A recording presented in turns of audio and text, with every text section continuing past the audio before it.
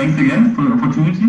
And my name is Eugen Funk from DLR in Berlin.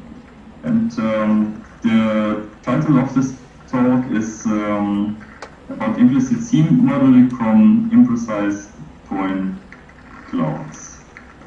So this problem is not that easy. Okay, let's see.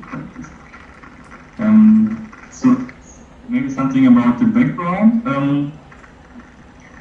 Here at DLR we have developed stereo sensor, which is basically this camera on the left.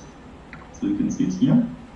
And the capabilities of this camera are not just taking photos, but only to reconstruct the movement of the camera, and also to deliver spatial perception. So, for example, in this image you can see that a case when a camera is being carried within a building from one point to another in the second floor, and so the system inside is able to reconstruct the complete trajectory. So we don't need any GPS measurements or something else. So the whole information is coming just from the images and the IMU sensor built in it. So the second part is the stereo reconstruction. So since the camera is a stereo system, we can use the information to reconstruct dead images for every frame. So in this case, you see a normal photo, and for every pixel it is possible to reconstruct the distance to the point, like here. And on the right is the so-called depth map. So if a pixel value here is bright, that means that the object is being observed, it is very close to the camera. And dark pixels, such in this case, are rather far away. So you can actually calculate from the pixel value the distance to the object. And if you do it for all the pixels, you receive, like in an image of 512 pixels times 512, something like 262,000 3D points just from one frame. So, yeah. And if you do this for every frame and carry the camera at the same time, you can reconstruct the whole environment. So here's an example where the camera has been carried in the same corridor, and the blue points show the reconstructed 3D points. And the red dots are the camera position at a particular time point. So the same is also possible to apply for more complicated environments. So here was a larger building where the camera started here in the third floor and was carried down in the stairway and along the corridor. And so the distance was rather large. And also you can see that the 2D reconstruction is somehow sometimes a little bit noisy, but we will come to it in later slides. So what can we actually do with all these point clouds? There's in the first step no direct information available in them. So we can just create nice pictures from it. But actually one is required to deliver some mission relevant information, for example detected objects or analysis of the scene for trajectory planning if a robot needs to avoid obstacles, or also to see some relevant information to whatever application. So the problems are, we have quite a lot of data. So as I already mentioned, we have one frame, something about 200,000 points, and if you run the camera with 10 frames per second for a few minutes, you already have so many points that you can't even store in your RAM of machines. So this is a real difficult problem. And the reliability of the 3D points which are reconstructed depends highly on the environment. So if we have surfaces which are illuminated strongly or not illuminated at all, this will cause bad problems and noise and outliers in 3D points. So actually, the processing of such data, of such unreliable 2D information, is right now a very interesting topic, and yeah, so this is also why we have started to work on it.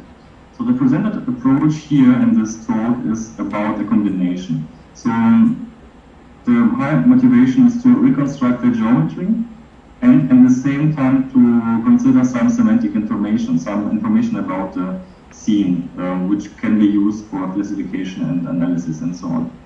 And the presented framework is actually a combination from robust statistics, sparse approximation methods, which are also known today as compressive sensing or similar like that, and rendering or mesh generation. So it's more a combination. And so let's see.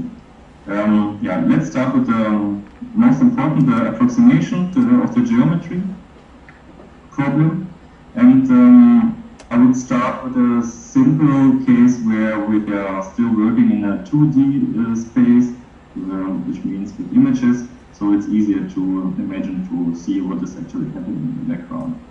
So the prior motivation is when we have 5 samples, like here, of a corner, and as a human looking at this situation, one can say, okay, we have too many samples, and we can represent the same corner by only 2 elements, by only 2 lines.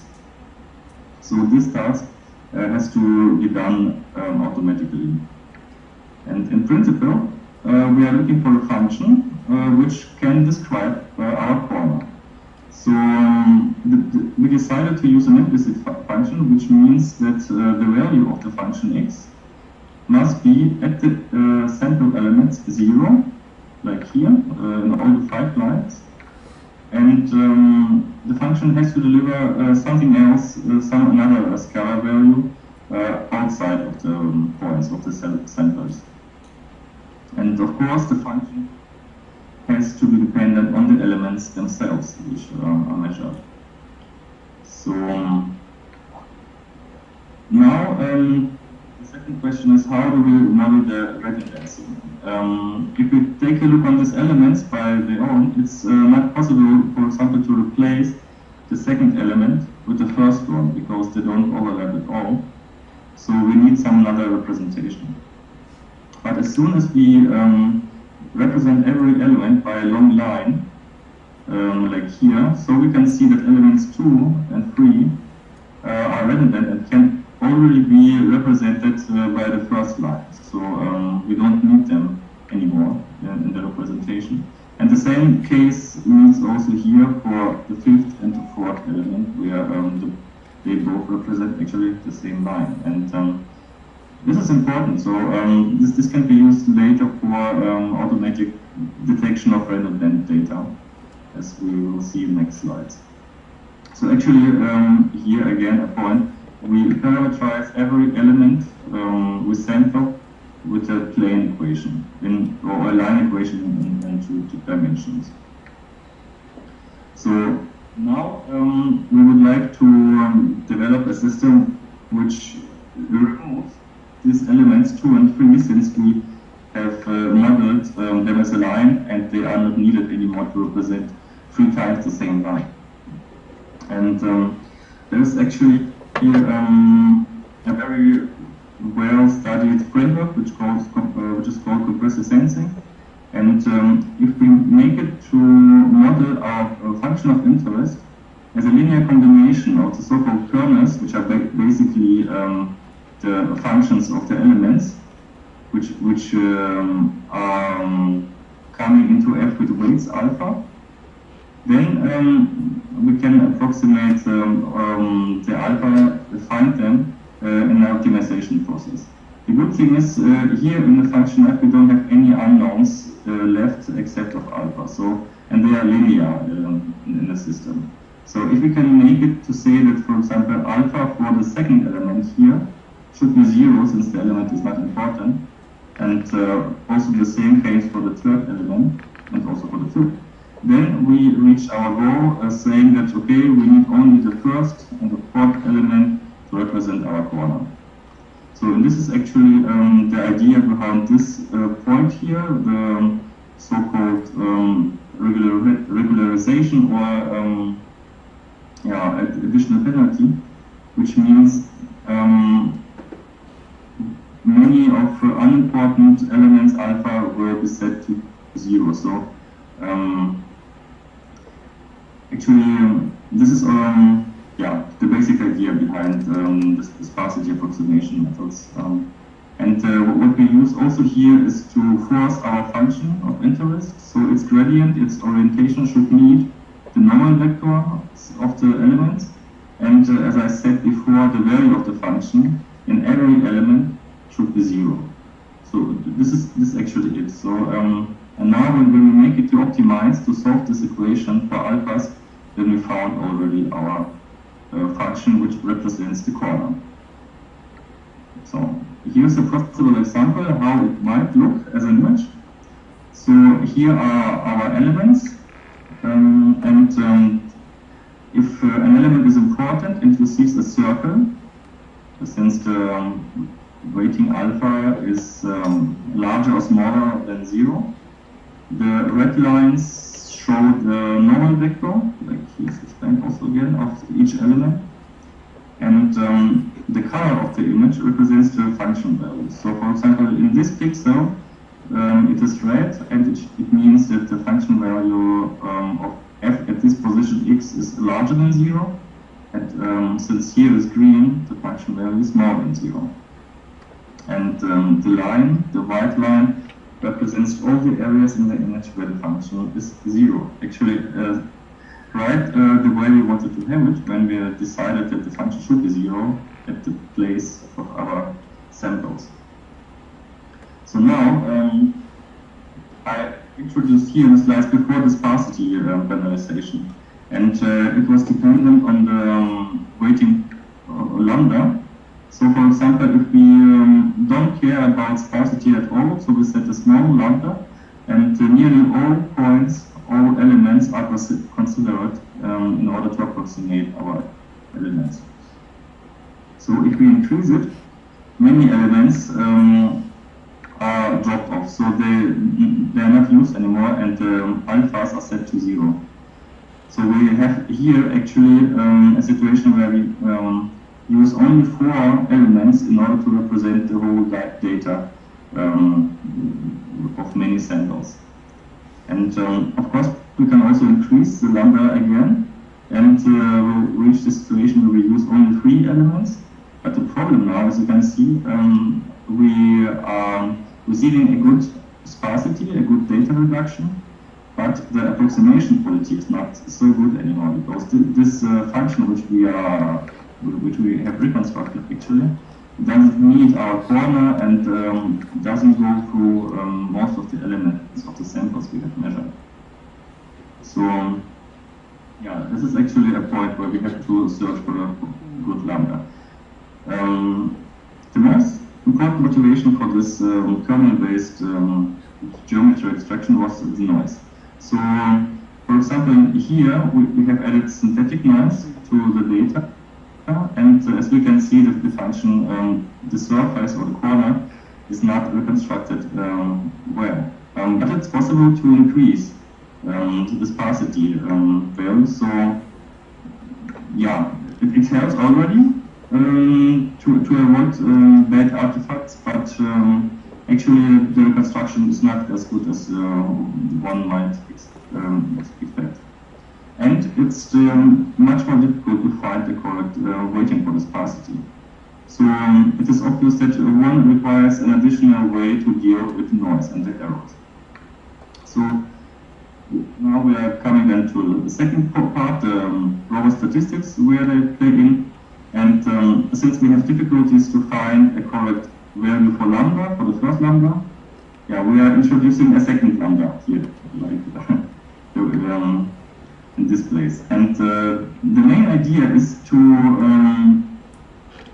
inject here into this constraint where the function at every sample should be 0. But we can say, okay, the function value plus e, which can be something, is 0. So assume this function value is returning like 1, and if you set the error of the same element to -1, then we will see here in the optimization constraint actually already a good 0. But the problem is, then we can actually set all errors of all samples to something, and we will not receive a good reconstruction, but a very good cost function, which is going to 0 actually. So in order to avoid this, and additional penalties added, which increases the total cost function when we apply the trick with the error model here in this place. So when we don't use this error model at all, we have this case, as you already have seen. Then we set the weighting of the errors to a smaller value, then it looks already much better. And if we expect a rather big problems in the data, big noise, many outliers, so we can set penalization of this errors injections to a small value, and the result looks already quite promising, even if you have a lot of outliers and noise in the data. So, how does it work actually with real 3D data? In order to be able to process many data points, the input points have to be grouped by an octree. So in the first level, we receive the raw input data, and so this is also augmented with normal vectors, which are extracted by PCR, but I will come to it later. In the second level, basic patches are extracted, we call them circles, and on the third level, we already apply the presented kernel reconstruction approach. And the last step is to represent the result as a mesh. So standard software can deal with this. So here, let's take a look at some details about this. And here we have input data, and every point is put to an octree, and the normal side is estimated. In the next step, we extract for every point local patches as circles. Here, at this point, we are already using the intra-digit error models to estimate them and to deal with outliers and noise. So for details, you are welcome to see the detailed explanation in the paper. And so the next point where we're actually using this Boerner regression is at this place where larger areas of patches are grouped together in order to build a sparse surface actually. So all the patches here are smooth, so every patch is such an implicit surface, function f, what I have presented before. And in the implementation, the size is actually flexible with these patches, so one can set them as long as it doesn't take too long to compute. And the last step is to combine all these implicit sparse circles to polygon mesh, which can be processed or visualized by every standard 3D software. So let's have a look again on the big, large-scale data set where the camera has been moved over three floors. And so we will focus now on this corner here on the left. So the raw input data looks like this. So you can see we have here a lot of holes and sampling problems. The floor is also not reconstructed very well, and so the data is not really reliable at this point. So because as I said, there are a lot of influences like lighting, reflections, and also camera movement, which may result in bad results. So the first step is the reconstruction of small patches, of local patches. You can see them here. The color shows just the orientation. So in order to be able to see the differentiated pattern. And the next step is to combine the patches, the surface to implicit surfaces. This wings, or as one might see them, are the rendering artifacts. Since this function we are reconstructing, they are defined everywhere. And here we use an octree. So for every octree node, a box, actually, the underlying surface is rendered. And so it doesn't have to contain any points in order to define the value. So actually, it's very good to extrapolate, to fill holes, but it's also difficult to decide where is the surface or where not. So yeah, extrapolation of something which is not there is actually a different problem.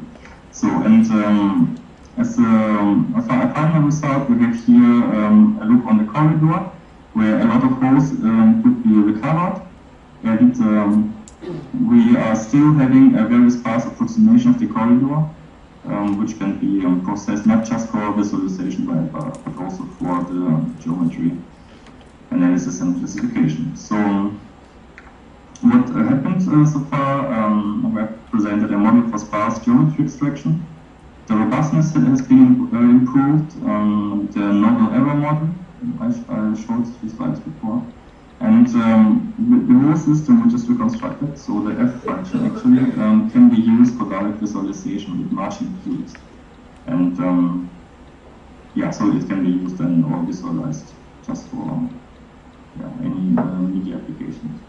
And the next steps could be, for example, to set up an automatic search for the weighting factors lambda, depending on the data, so measuring the noise and decide then how should we set our error models weights and the sparsity weights. And it's now possible to use the results for further object and scene recognition.